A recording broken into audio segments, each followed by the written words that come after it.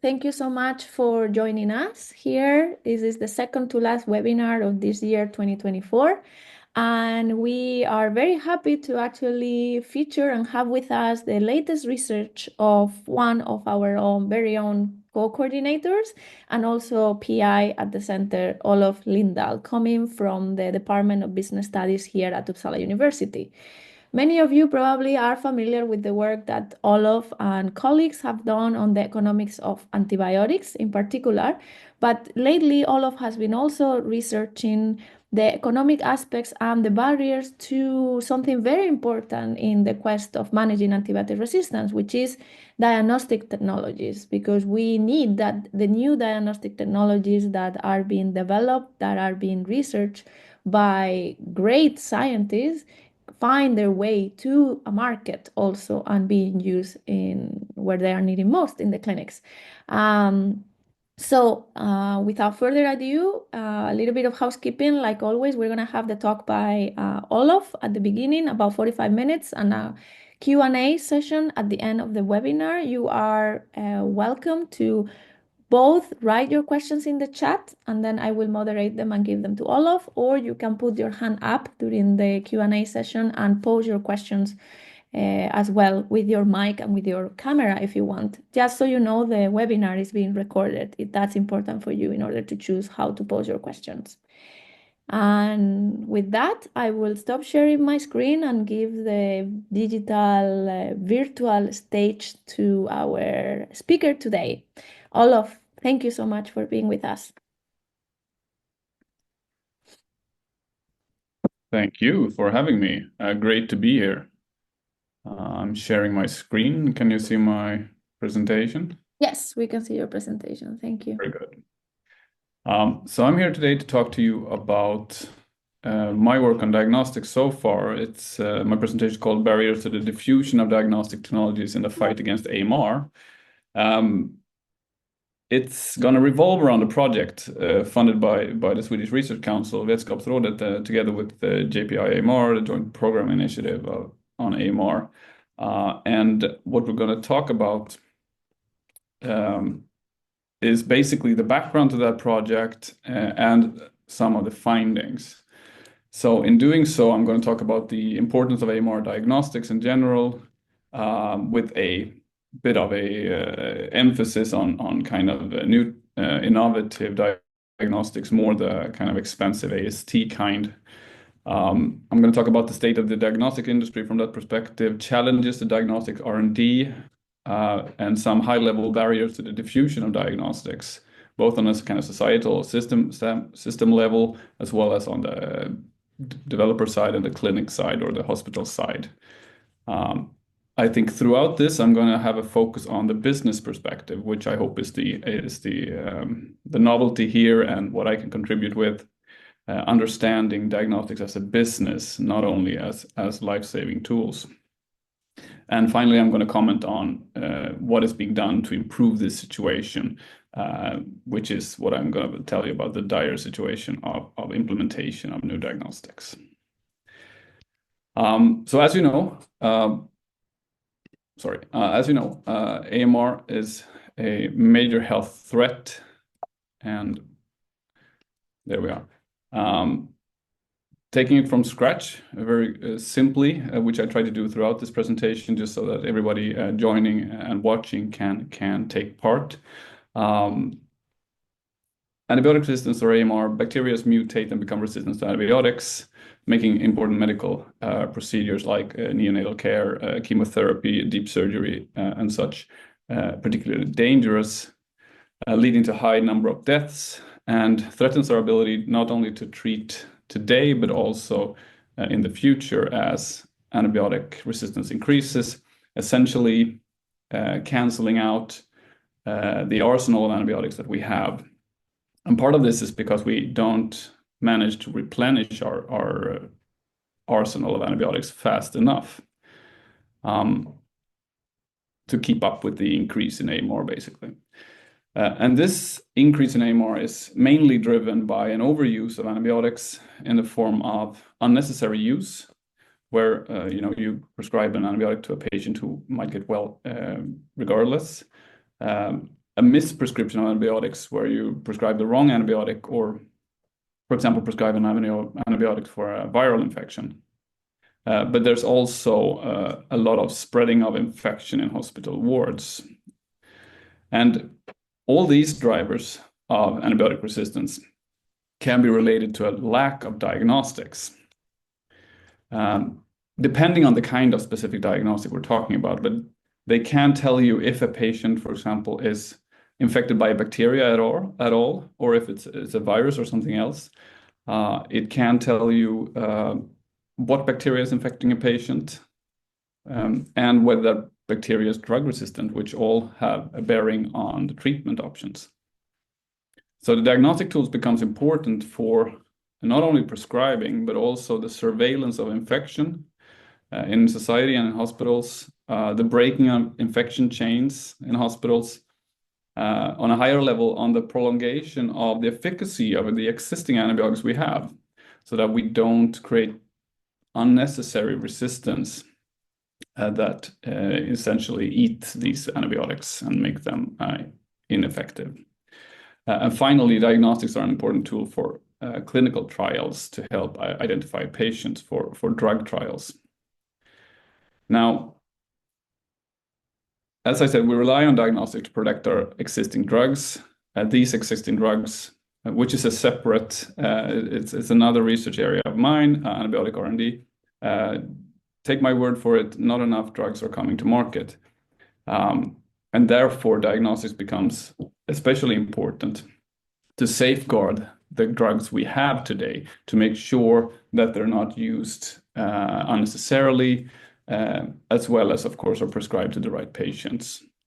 The CDC and LOR 2017 claim that up to 50% of antibiotics are unnecessarily prescribed. That is, of course, a very high number. And I think the best way to understand that is not that physicians are prescribing antibiotics when they don't need to. I'm sure they believe they need to.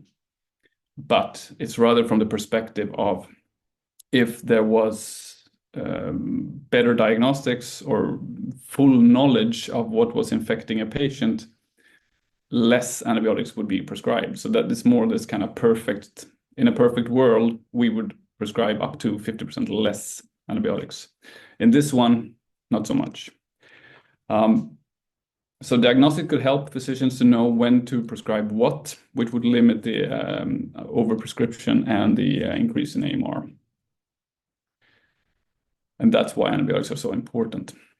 This is a horrible example from a study by Olof Lindahl in 1999. It's from misprescription in an ICU unit, intensive care unit in a hospital, which is a clinical setting where a hospital setting where the people are very sick, where the stakes are very high. So this is a bit dramatic, but nonetheless important. And what we can see here is that when the initially prescribed antibiotic to a patient was correct, so the right drug to the right patient, mortality was below 18%. But in cases where the wrong antibiotic was prescribed the first time and the right one the second time, mortality increased to 42%. Point being, it's extremely important to get it right the first time, because patients die if you take too long. Basically, you don't have time to try the various antibiotics. You might have to because you don't have the diagnostics, but in a better world, we would be at the still horrible 18% mortality, not the 42%. So this is just to make the case that it's really important knowing what infects a patient. So the importance of diagnostics to be able to prescribe the right drug right away. And looking at then the diagnostics industry today, we can see there's a lack of new diagnostics being developed. There is also an underutilization of the existing diagnostics that have been developed. So given what I just said and the ICU numbers we just saw, you wouldn't expect there to be a lack of diagnostics being developed, apart from explaining these terrible numbers, of course. But we definitely wouldn't expect there to be an underutilization, a limited use of the existing diagnostics, given how important this is. But this is the situation we're facing. So taking these issues one at a time. First, why is there a lack of new diagnostics being developed? Second, why are the developed ones not being used? Here we can see a gross simplification of the economics of developing a new diagnostic technology. Basically, when you develop any kind of product, be it a diagnostic, be it a antibiotic, you incur costs over your development path that you try to limit them, but they are what they are. Oftentimes they're higher than you would have hoped. But the reason you're still doing it, the reason you are, as a company, spending 10 years or more developing a technology is for the green to come flowing in, basically, but the green bars to appear at the end of the red bars. So basically, you spend the money you need to develop, but then you have developed this fantastic product, and you will be rewarded accordingly. So you will get revenues that basically compensate for all the money you borrowed or otherwise owe somebody who paid for the development. So that could be a bank loan, it could be pension funds, it could be venture capital of some sort. But basically, it's a question of, one, you need to turn a profit to compensate for your costs, and two, you need to do it in a reasonable time, because for anybody who ever had a bank loan, you know that there is a time cost to borrowing money. So you can't wait forever until you get that revenue from your new product. But as you're starting to suspect, this is not always the case in diagnostics development. Rather, it takes longer and it pays less than many would hope. And it doesn't have to be this way, and it's not always this way, but it's too often this way. And there are some forces that can explain this. Why is this happening? Why are the costs going up? Why are the revenues going down? And I will return to this in a minute. But it's basically two forces that from a business and economic standpoint are not helping getting new diagnostic technologies to market. What they together do is that if you look at the screen here, you can see that basically a firm developing a new diagnostic kind of digs itself into a hole of debt, which under normal conditions is fine. It's like a lot of you guys took loans to pay for your student time, and that hopefully pays off, right? Same thing for a firm developing a product. They take on loans to do the heavy lifting, and then hopefully once they are done, they get paid and can pay it back with some profit, so that everybody feel that this was a great success. Investors want to come back. Nobody got fired. The company wants to do it again. That's basically where we want things to go normally. But what happens in too often, not always, but too often, is that the company doesn't actually recoup the money they spent. Some of you recognize this type of reasoning from the development of antibiotics, and it is part related industries, right? So some of the sickness of the antibiotic development can sometimes affect also diagnostics. As I said, this doesn't always happen, but it happens too often. Normally, you wouldn't want to be down here, basically not making your money back, maybe having to go bankrupt. You would want to be up here. You would want to make a profit. You would want to have a, economically speaking, a happy ending to this development process. So what is driving this? Well, there's a number of challenges. And I'm not going to go through the whole laundry list. I'm going to go through a few important ones that I think give us the big picture of what is holding back diagnostic R&D, what is making diagnostics perhaps quite expensive sometimes, which also then has a bearing on their implementation further down the line. Which is something I'm going to talk about later in this presentation. So just show you some of the headwinds facing firms trying to do diagnostic R&D. But first, just a bit of an investment equation, and I touched upon this earlier with the ugly slides with the red bars and the green bars and the failure to break even, essentially, to failure to become profitable for firms. The red bars, the costs. Of course, you can get lucky and have a cheaper than expected development process. Oftentimes, that's not what happens, but so you have costs, hopefully not too much. They happen near term, so you need to borrow the money or otherwise fund yourself because the sales are still 5-10 years ahead of you. The sales or the revenues, well, the first question is, how much are we going to earn? Are people going to buy our product? Are they going to pay what we think it should be worth or what we need them to pay, etc.? And it's also a long-term thing. It's not going to happen. It's going to happen not today, not yesterday, but maybe 5, 10, 15 years in the future, once we're done with our development, once we come to market, once we are established. So there's also this unfortunate time lag, right? Where the further into the future you are with your revenues or your sales, the more you have to make back to pay for the bank loan and the interest, basically. Now, that's the second part. The revenues, the green bars. Uncertainty or risk.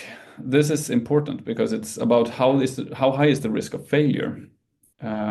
It's also, what's the likelihood that the costs are incorrectly estimated or that the sales are incorrectly estimated? And I'm going to get back to that, but it's important because it creates a whole. We have certain costs, we believe. We hope to have certain revenues, but then there is the risk that this is incorrect. And what does that mean when we compare this investment into, diagnostic technology A with an investment into something else, maybe something else entirely? What this means is that if revenues are too uncertain or if risk is too high, then a lot of investors, including the pension funds, will go elsewhere with their money. So this is kind of a health check on some of on an investment proposal, basically. If there's too much uncertainty or if the revenues are uncertain, then that will hold back a lot of development because the funders will hold back. I'm going to return to this in a moment, but just to take that together, costs, near-term, revenues, long-term, and the risk that this is actually incorrect and it's going to be worse. Sure, there's a small chance it's going to be better, but generally speaking, a lot of investors don't like risk. They don't like not knowing what's going to happen. I spoke to an entrepreneur who said that risk and uncertainty uncertainty is really like kryptonite to investments. It just ruins the party in a way. People don't want to invest. Now, what is then driving these costs in diagnostic R&D? Well, of course, you have the hard to avoid costs of developing anything advanced. It's hard. But there's a cost of clinical studies. There's the difficulty of finding partners for these clinical studies, which means time, and time means money, because of course the company needs to, even if it's treading water, it still costs a lot of money. There's a lot of lengthy processes, and sometimes demands for updated evidence, so new studies required. Redesigns, for example, also costs a lot of money and a lot of time. When it comes to revenues, this is a problem, just like in antibiotics, that the structure of the diagnostics DX market makes it hard to forecast. What are we going to get paid? Who's going to pay us? Where is the market really? Where are the customers for this product? Not who should want this product or who should buy it, but who might actually do that in the world we live in. And in that world, and hopefully this will change, but a lot of market actors, we're talking about reimbursement agencies, we're talking about hospitals, etc., don't consider the public health benefits when looking at new diagnostics.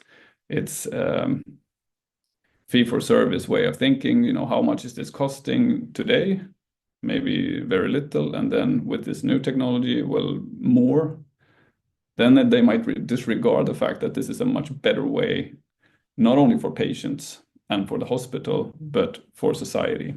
But this has not so far been taken seriously into account, and which creates a problem, because then the diagnostics appear to be too expensive. Also, there's an issue of novelty not being seen as particularly important, and that policymakers don't quite understand the considerable difficulty of developing these technologies. All then basically making it harder to make revenue. When it comes to the risks, you have the development risk I mentioned, the costly redesigns that can happen along the development path when you realize that you maybe actually need to change your product. It was a great idea, but the customer wants something else. There's the risk of sales not happening. We talked about that. There's the risk that competitors beat you to it.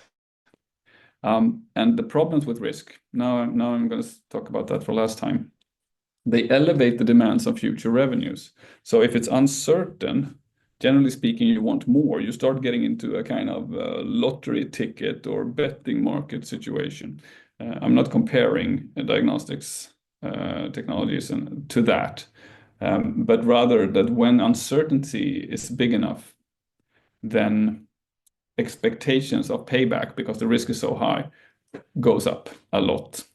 So risks are a net negative to any product. It's like if you buy something and you don't know if it's working, are you going to be willing to pay? No, you're not. You're going to pay super little for taking the risk. And that is not because the product might not work. It might be great, but you don't know that. And that's the problem. So risk is a problem in and of itself, and it creates a lot of problems for the diagnostics market. Although the products might be perfect, if there is a risk for those who are supposed to invest in them and develop them, it still creates a lot of problems. And taken together, we end up in this sad situation where you for a lot of companies, not everyone, but for some companies, you have a negative outcome of an investment equation. It's not going to pay off, and the funders, the investors, go somewhere else. So is there anything being done about this? Well, luckily, yes, although these are very early days.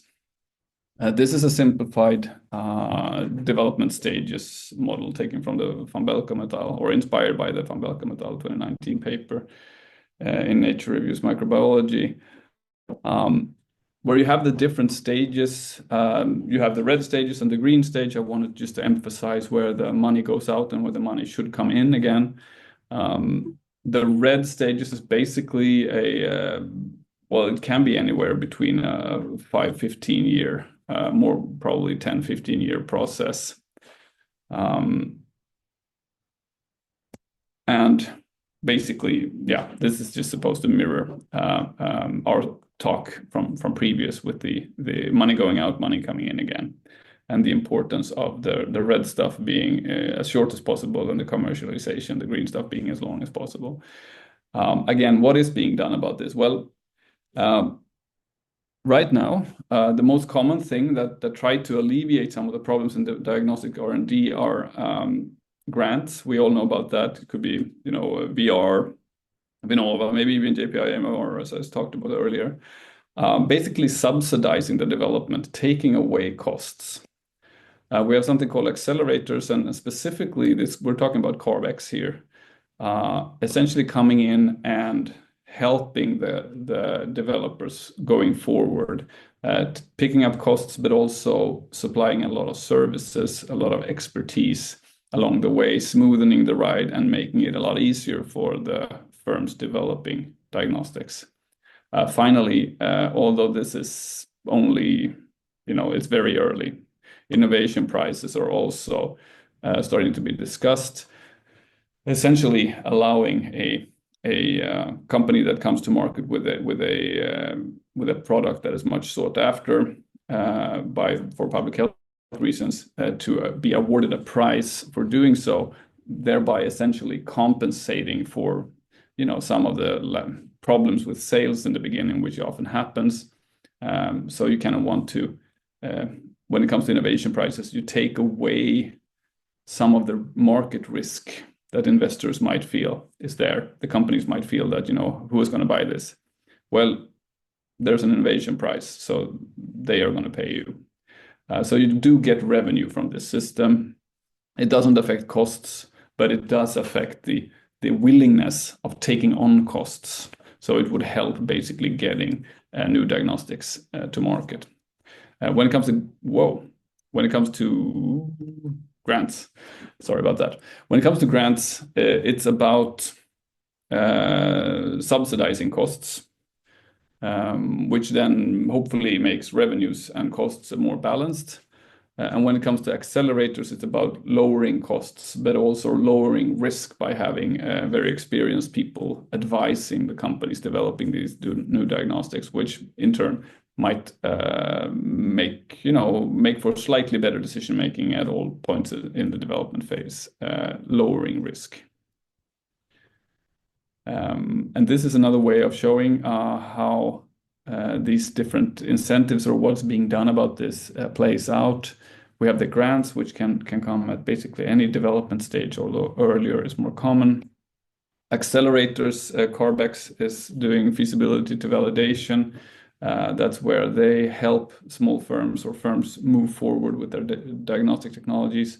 And then finally, innovation prices, which is still not really there, comes at the late stage once the product is already developed. Now, yeah, I already said this.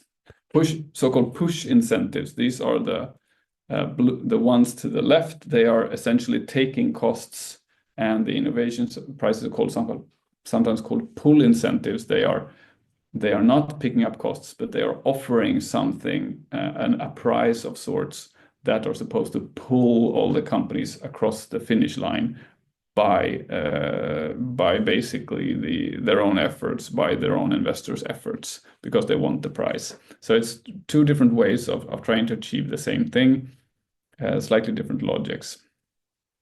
Now, circling back to Carbex and the accelerator I was talking about, basically supporting diagnostic R&D from feasibility to verification and validation stages, by providing expertise, by providing certain funds, by providing access to various facilities that keep costs down and basically makes the ride a lot smoother, sometimes quicker, but hopefully from a business perspective, safer, because there are more experienced people on call, people who might have done very similar things previously.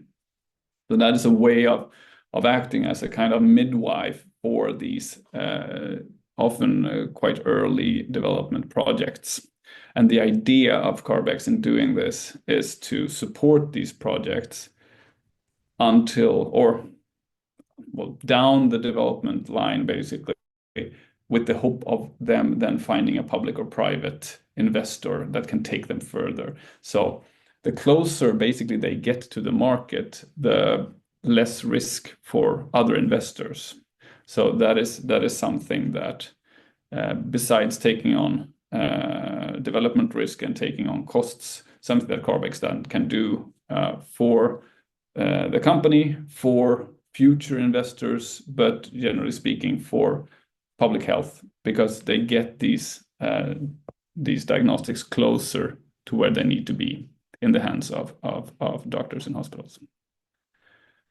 This is cut and paste from the Carbex 2023 annual report, just to show you a little bit what they've been up to. You can see the graduates in the lower half already having been supported, and the ones active right now, actively being supported, are the 6 developers on the top half. I will direct you to the Carbex webpage and their 2023 annual report to read more about this. But it's fun because it's quite a lot of activity going on, and I think that is promising. And needed, since this kind of presentation of a kind of market failure, which is much of the diagnostics industry, AMR diagnostics industry, needs some good news, and this is part of that. So quite a lot of things happening, and quite a lot of effort is going into supporting that. All right, what next? Oh yes, apart from this, I talked about incentives or innovation prizes as an incentive that's being discussed. It's still early days, as I said, but the Office of Health Economics made a report on this, 2023, where they suggest kind of a subscription model for new diagnostics that I'm going to go into a bit, but basically trying to create some kind of revenue bump and some kind of certainty for new diagnostics that fit a certain product profile. Specifically, what they wanted to do is to first of all have like a systems perspective, so not only look at one particular health system or country and their needs, but also try to keep an eye on what are the trends, what are the greatest need regionally or globally, and try to have a big picture look at what diagnostics they would be awarding this incentive. It's an aggregated procurement. So, well, okay, now I'm jumping ahead a bit, but there are essentially silo problems in hospitals where some of the people who need to use diagnostics don't have the money to pay for them. And the idea of an aggregated procurement is that decisions about such procurement of new diagnostics or subscription to new diagnostics would happen far above that silo structure that mess things up. So basically on a more of a national level, or at least regional hospital level. So you would get away from some of those problems. It would be value-based, of course, only high-quality diagnostics. But then having subscription contracts, basically, where you would pay diagnostic developers to make ready their diagnostics for use in hospitals over multiple budget cycles, so long-term, which takes away some of these revenue problems that a lot of diagnostics firms have had or has, but also takes the risk down a bit. But knowing that there is a committed long-term customer for your diagnostics makes a world of difference when it's about whether you dare to take on the costs of developing them. So this is a first stab. It's an industry. It's a contract report. But I think, I mean, as a university researcher, I think this is an interesting start. And I'm glad it's out there. I'm sure it's not going to be the last attempt of suggesting something like this, but it's a good first step. So what about the other problem, that diagnostics are not being used, which of course sounds really dumb, and that might be the case, definitely, but there's also a reason. Why is this happening? For a long time, I mean, it had to be, people thought that this had to be because of unavailable or ineffective diagnostic tools, because otherwise the effects of patients, the effects of our last resort antibiotics is too bad, right? It's too horrible to think of. So it has to be because there are either unavailable or useless diagnostic tools. But this is not it says not necessarily. I think it's not at all correct. There is a void between what's being developed and what's used. There is a hesitancy of using these new technologies, and I shouldn't be using the term market failure all the time, but this is a definitely suboptimal situation where whatever system we have in place right now is not working properly. So diagnostic tools are being invented, but their spread is alarmingly slow. The diffusion of these is extremely slow. And as a business economist, again, I mean, this is affecting innovation because other companies see that still other companies are struggling getting their sales going. And this is something we always want to avoid. We don't want bad examples. We want good examples. If we, success cases. So right now we have a situation where we don't have sufficient R&D be initiated. We have a fair amount of success in products having been developed, but in many cases not sufficient profitability, and that has a feedback loop. I talk a lot about feedback loop, but it's important because this is psychology of decision making, and investing in something, in building a company, is decision making. So you want to be tempted to do it, not scared off, right? So from a research standpoint, we want to look at, why are firms attempting to do this? Why are they succeeding or failing? Why are they profiting or succumbing? Because there are these super strong feedback loops. This is very much a jungle in that sense. So we want to understand each of them, but today, unfortunately, we know quite little about this. The diagnostic industry field is from a research standpoint, much less understood compared to the antibiotics field or the antibiotics industry. So why do we have these problems?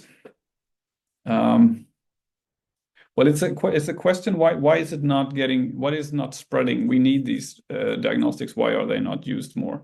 And this is something we tried to explain in our project, skipping that.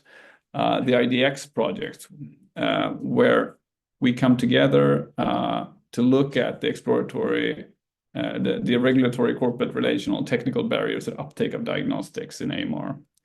And this is a JPIMR call. And an example, I think, of also how more attention is being directed at the challenges facing the diagnostics industry, but in this case, from a research standpoint.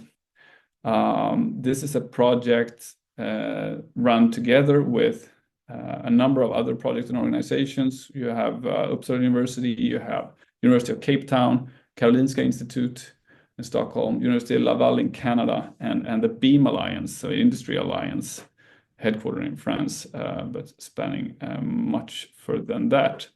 So basically having a broad team from a multidisciplinary background, as I said, BEAM Alliance, industry perspective, being the firms developing. We have anthropology at Laval, we have clinical research in Africa, and clinical research in Europe at Cape Town and KI. And here in Uppsala, we supply the business and economics side of things, the incentives and business problems that I've been talking about for 38 minutes, basically.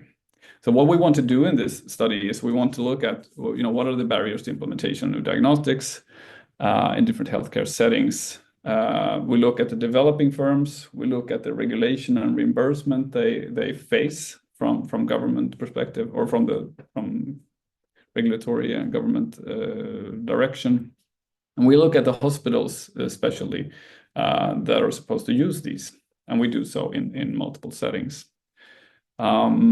The idea here is to basically shed some more light on what the problems are and try to package that in a way that I and colleagues and a lot of people in Uppsala and elsewhere, especially in React, for example, have been doing to try to also package an understanding of what doesn't work for the use of policymakers and other researchers to help move the field forward, to help getting closer to solutions, because sometimes it's on a societal level. What we know from previous research is, of course, that there is a number of factors that are influencing implementation negatively. You have lab staff shortages and competence issues. There's often a distance between maybe the lab and the clinicians. There's a high cost, which is connected to the whole investment equation thing we talked about earlier, that it costs a lot, and therefore the revenues have to be high. There's a high risk, the revenues have to be high, so the costs end up being high. And also a lot of other things influencing this already. We try to look at both what we know from literature, but also do a lot of interviews with stakeholders and case studies in the project. I'm going to give you some of the initial findings. It's a high-level walkthrough. Some things are on very high level, like more general problems that it's difficult for some hospitals to know, which diagnostics should we choose, which are the best ones, and so the uncertainty of usefulness. Then there's the general problem that there's a relative lack of reimbursement set aside for diagnostics, while drugs can be very cheap. That maybe the standard of care drug is very cheap and diagnostic is relatively not so. That can cause a lot of problems. Again, I mentioned that the health system perspective, the value of new diagnostics is seldom taken into account when the issue of money comes up. So solutions. Well, I mean, in the South African Health Products Registration Authority, for example, just increased the demands for new diagnostics. So they basically had to provide more evidence, we have higher quality, etc. But of course, this also raised the cost for the developers and therefore the price for the hospitals. So in a way, it's just biting its own tail. At least when you combine the usefulness problem with reimbursement problem, then it actually makes the reimbursement problem worse.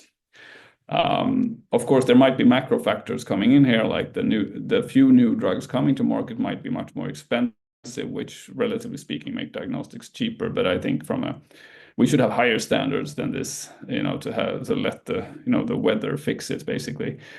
This is something that will happen, but not because we figure out how to run things as citizens and engaged individuals. There's also the diagnostics and drugs sometimes mismatch. There has been some talk about co-development that has not quite materialized yet, but we know, for example, that diagnostics are very important for clinical trials. We'll see where we go. Very generally, we can divide the influences to the diffusion of diagnostics into, the developing firms, the product itself, and the users. The developing firm, just to give some examples, this is of course not relevant for all companies, but generally speaking, there can be a focus on the engineering rather than the application. So the technology might be very advanced, but it wasn't really always developed for application in maybe even the AMR setting. There might be also, in combination with this, a lack of familiarity in a lot of firms with the end users. What are their requirements? What are their preferences? What are their ability to pay for various things, etc. So there's a bit of a gap between the development and the developing firm and the customer. A lot, of course, novelty in products make it seem newer still. And there's also requirements in products which are very reasonable, but still don't fit very well with perhaps hospital reality, where in Sweden, at least, a lot of hospital labs have been closed for 12 hours every 12 hours, which doesn't really speak to the need for rapid diagnostics, for example. So some of these mismatches have been going on and need to be addressed. Then the users, physicians might not actually feel there is a need. And this has also come up a lot, that a lot of physicians don't think they need to change. Because as far as they're concerned, the standard of care, for UTI, we prescribe this, always works. And if it doesn't work, we do this other thing. So there's not a lot of urgency to change. At least not in a lot of Swedish hospitals, it seems. And then there is the existence of what I alluded to earlier, the unhelpful hospital management incentives. So where costs and benefits arise, it can be two different places, which is rarely a good way of running things. So, if one person who doesn't have the money is supposed to pay and somebody else gets the benefit, then things have a tendency of not happening. These are just some examples. There's, of course, the general change management stuff that, do people want to change? Whose idea was this? Why do we need to change? Are you questioning how I work, etc.? I mean, there's a lot of human things, frustrating human practical issues coming into this. I'm not going to take you on a grand tour of everything about implementation. But to leave you with a bit of a framework, we could talk about, what is it about the developer that might be driving or the source of challenges to implementation? What is it about the product and its use that could present challenges to its implementation? And what about the users? Who are they? What do they think? Where do they come from, so to speak, and the context surrounding this? Just to give you some ideas, people are complex and everybody are not pulling in the same direction, even though they should. I've heard stories such as, whose idea it was is very important, which when we think about saving lives, etc., becomes quite provocative. But there's also stupid stuff like, not invented here syndrome, that people are generally more skeptical to things that they didn't come up with. Then, of course, I'm not going to go through all these motivational challenges, but there is a lot in any organization that plays into it. But also, of course, very valid fear and maybe prudence among managers, clinicians, etc. How does this work? Is this trustworthy? Do we dare to use this? Do we dare overriding the way we always do things based on this machine, etc.? So there's a lot of things coming in to these kind of decisions. Finally, I spoke about the Office of Health Economics incentive model. Luckily, it also contains some ideas, which is fairly basic, but still about not only education of hospital staff, but also trying to include behavior change in prescribing. So not only trying to get new diagnostics to market, not only getting those new diagnostics into hospitals, but also getting labs and clinicians to use them as intended. So to basically, it's like a curling analogy, right? That you need to get the stone all the way into target area on the ice and do whatever you have to do, probably with the brushes. So this is, I think, is a nice whole, and people are starting to think about this. So while we are seeing a lot of challenges to not only the R&D, but also the implementation of new diagnostics, we're also seeing more and more attention being paid to what is required to alleviate these problems and what can be done to get more diagnostics onto the market and into the hands of physicians. So I think conditions are improving, although from a pretty poor place. And I hope that this presentation was made it more interesting to you to learn more about diagnostics, and I hope you think this is as fun as I do. So thank you guys for listening, and thanks for giving me this opportunity to present our work. Thank you so much, Olof. I think you did a very good case for why diagnostics are so important. But as the presentation was going along, I felt a bit of a dire feeling that there's so many potential problems and barriers to this implementation. But then you ended up in a positive note, which is like things are happening, and hopefully things will improve.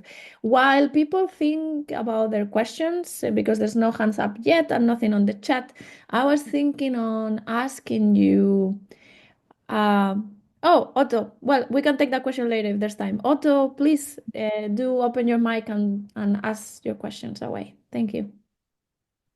Okay. Thank you. Can you hear me? Yes, we can hear you well. All right. Well, thank you for an excellent overview, Olof. That was really super great. I mean, it's a lot of analogies with antibiotics, but it's also many differences.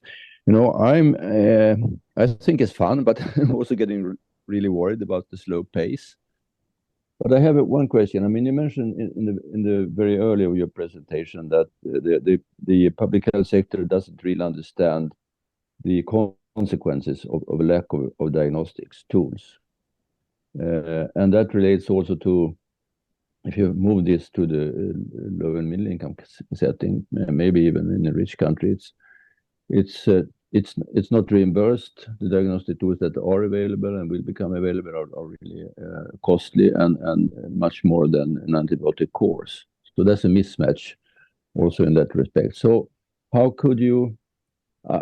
What I think is that a rapid diagnostic test in the hospital setting could do a lot of good. I mean, first of all, saving lives, saving money, saving morbidity, saving outbreaks, saving the need for isolation beds and so forth. That's something that I haven't read so much about. How frequent or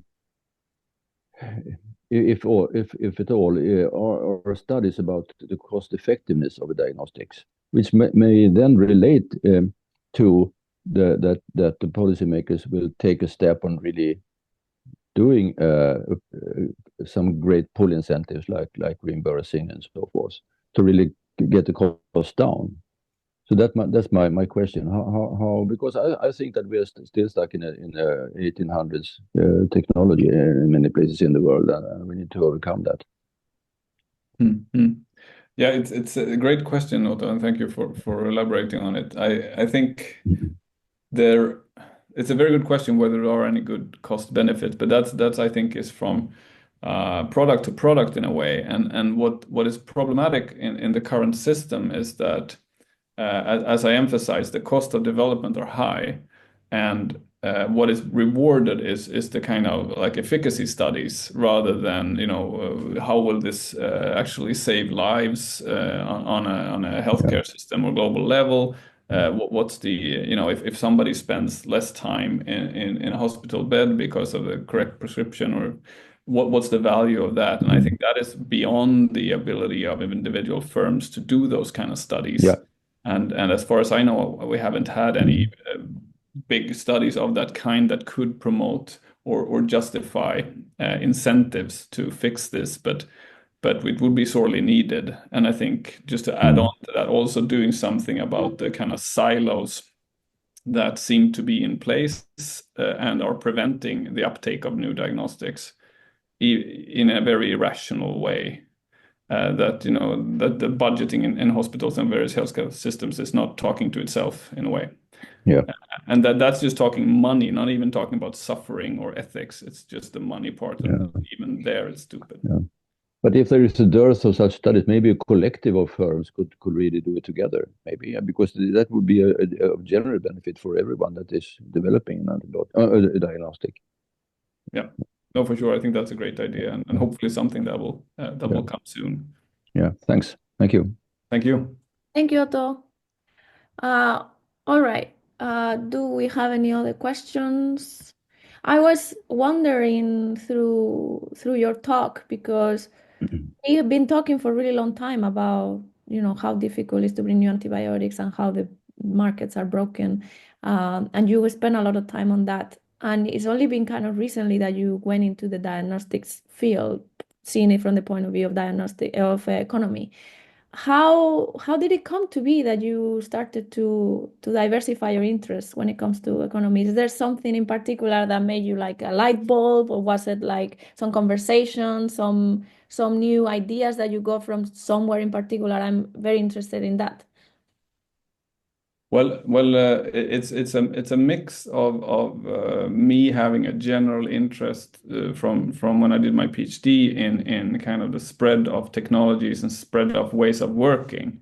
Maybe you saw I skipped through quickly a few slides with yellow machines, etc. That was actually part of my PhD work with Volvo Construction Equipment, looking at new technologies, new ways of working, how they spread, and what's keeping it back in different settings.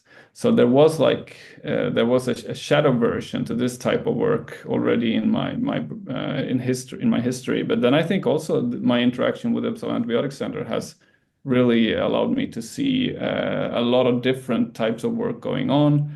On antibiotics, on surveillance, on stewardship, on diagnostics, etc. So slowly but surely, I kind of linked these things together and got excited about it. Yeah. If you could tell me, of all the things that you mentioned, what things are you most looking forward to see in the short future that efforts are being put when it comes to these barriers to implementation? Well, I think what frustrates me the most, for whatever reason, is the incorrect pricing of diagnostics. I mean, the unwillingness to pay for something that increases the treatment options, that saves lives, that decreases suffering, and that also would decrease AMR. It's just well, one of those would be enough for me, but so that is a major screw up by anyone's That has to standards, I do think. with a bit what Otto was mentioning, right? That if there is no evidence of how much benefit there is in terms of money, then that doesn't drive the people with the money to want to put the dough in it, I guess, right? Well, I think that's the I mean that's just the way how any product, be it a drug or a diagnostic or coffee cups, get to the market. But I think the failure here is that we have arranged the health system in such a way that we have money, but we're not paying for some things that we need to pay for. Yeah, and that's really unfortunate because this is creating not perverse incentives, but a lack of incentives for important things. Yeah. Darmet, please go ahead. Yeah, thank you for a lovely talk, Olof. I have two slightly related questions, and they're very speculative. We hear for antibiotic development that the total costs, including keeping it on the market, are anything from well over $1 billion to 3 or 4 billion, depending on how people calculate. And so my first question is, can you give me a ballpark estimate of what the cost of developing the type of diagnostic you're talking about in this talk would be? Is it hundreds of millions, or is it also in this enormous price range? And the second question is, when it comes to both antibiotics and diagnostics, you mentioned a lot of market economic issues. But with antibiotics, in addition, you have a huge failure issue associated with toxicity or maybe resistance developing when they try clinical trials, but typically toxicity. Is there a major technical reason why diagnostics fail, or are they failure proof if you plan effectively? Thank you, Darmin, for great questions. I don't have that ballpark figure for diagnostics I saw it, I think, yesterday when preparing for this, but it slipped my mind.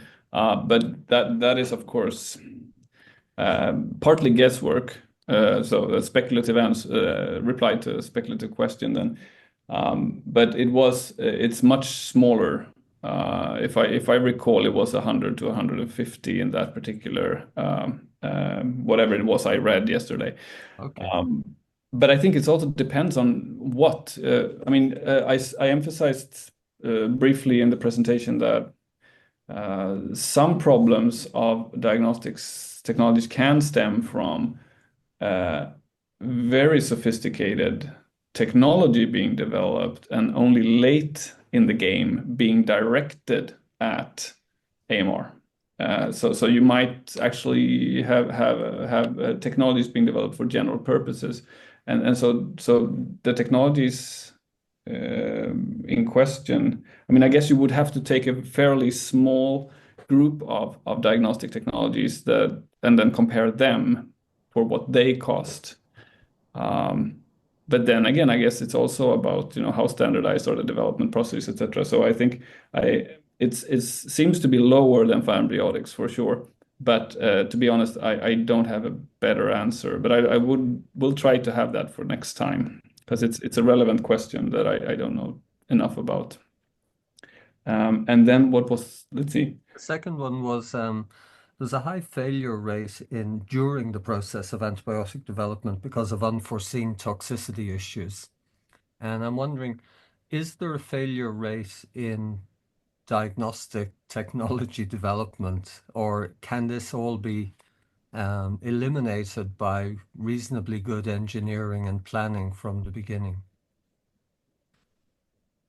Well, again, I'll have to give you a half bad answer, I think. I think to me, it seems that there is much more diversity in how is a problem solved. I mean, not in detail, of course, but there are more ways of getting into the diagnostic field and going through it. You don't need to have the exact same development path. I think in antibiotics, you have much more of a through the clinical trial system, etc. I think it's a more narrow path you have to follow,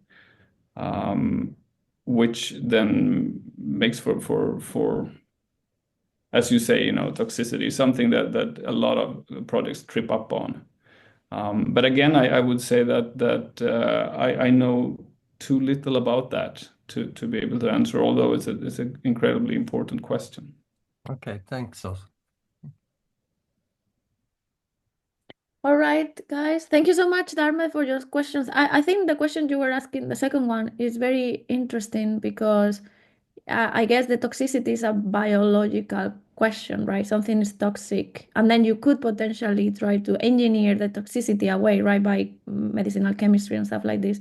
But would be the failures on the diagnostic if it doesn't work because it cannot see the cell or whatever it is? I don't know how many more options in engineering would there be to solve that problem that maybe are not available on the chemistry side to solve toxicity, right? Something like this is what you were after, I guess. Yeah, it seemed to me listening to Olof that a lot of the failure on the diagnostic end is sort of maybe social science related in the sense of how do people in the hospital will think about this and whether they are, for various reasons, willing or unwilling to implement it or give it a chance. You may technically have what you think is a perfect machine. Yeah, Or Christer just mentioned right here, I don't know if you read it, but it says the failures in diagnostic development are rather related to the difficulties in translating a technology, for example, a principle of detection, to an actual usable and producible device. And Emma says, and only lately has the new regulation for diagnostic actually raised the bar for quality. So that's the answer from the people working at the diagnostic companies here. Thank you, guys. Hmm. Needed that. Great. Thank you so much, Dharma. They are very interesting. And thank you, Olof. We are a few minutes over the time for this webinar, but it seems like a lot of people had a lot of good points and also interest on what you're doing, Olof. So I think it's very important that people like you and the consortia of the very multidisciplinary team that you are part of as looking into this, because as Dharma was just mentioning, it seems like a lot of these difficulties is not just on the technology aspect and engineers and the brilliant minds we have finding these new technologies, but also how are we as humans facing the fact of having new technologies and using them, right? So thank you so much, everybody, for your attention, for being here with us today. Just to mention to you that there is a new podcast episode out with Eva Kroko and metaphors and the psychology on AMR, which has to do a lot also with what we're talking today, in a sense. So if you're interested in those topics, please look for our AMR studio in your favorite platform for the podcast. You can listen to it. And we'll see you all back, hopefully, on the next webinar, which is going to be on the first Friday of December. And that will be our last official open webinar for 2024. Thank you so much, everybody. And see you back in the next event. Bye. Thank you. Bye-bye, Thank you. everyone.